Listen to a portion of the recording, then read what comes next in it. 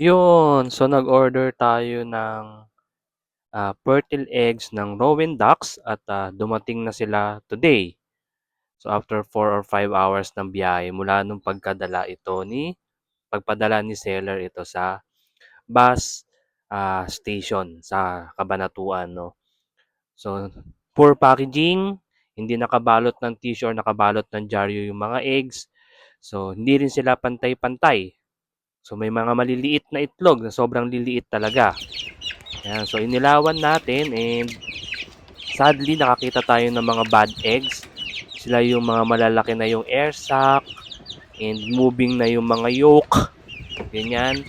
So yung mga liner ng air sac is medyo darken na din.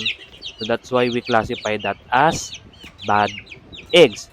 But isasalang pa rin natin yun sa incubator to prove na kung ano hinala natin. Siyempre, di pa rin tayo sigurado kasi ngayon lang tayo makakita ng duck eggs, no? Or makakapagsalang ng duck eggs sa incubator. So, these eggs came from Cabanatuan with the seller named Ruel Cunanan. So, 10 yung binili nating itlog. And ang nakita nating good is around 5 or 6 lang. So, hindi pa rin tayo sigurado doon. Again, sasabihin ko nga, o sinabi ko nga na ngayon lang tayo makakapagpapisa or mag-incubate ng Rowen duck eggs.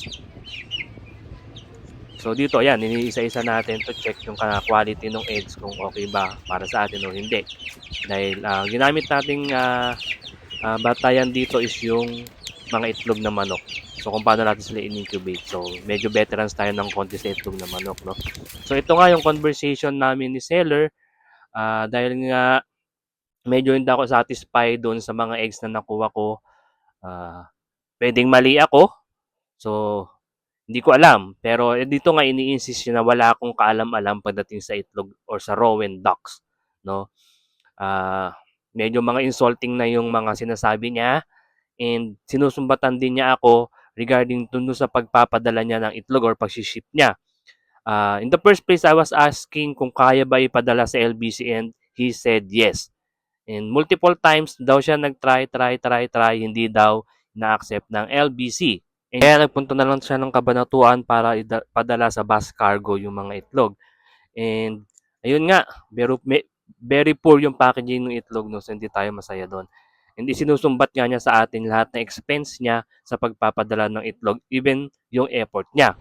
And ito na nga yung result ng mga itlog na yon. Out of 10 eggs, sabi nga natin, nakita natin nung una is around 5 or 6 lang yung medyo good. Ito may napisang 4 na ducks. But sadly may nakapagsabi sa atin, I don't know, hindi rin tayo sure or sinabi lang ito sa atin na these ducks are not Rowen ducks. Isa silang breed ng ducks na ang pangalan ay mallard o yung mga ordinaryong itik lang na nire-raise ng mga duck layers. So we also posted this issue sa Facebook, sa mga group, and may nakapagsabi nga natin na that seller, Ruel Cunanan, is mababa yung credibility when it comes to duck racing kasi marami siyang mga crosses and hindi nga niya ina-identify yun as cross, no? So kumbaga meron siyang mga transactions na before with other buyers na at nagsasabi nga doon sa post ko na hindi nga puro yung kanyang mga binibenta. So that's why medyo malungkot at ganito yung nangyari sa atin. So yun, so dapat ugaliin natin kapag bibili tayo sa mga group, pa-reject check muna natin siya, no?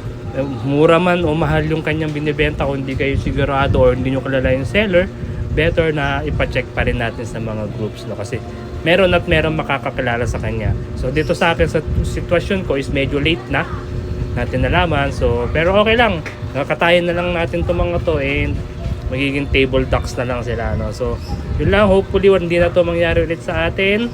Maraming salamat, happy breeding!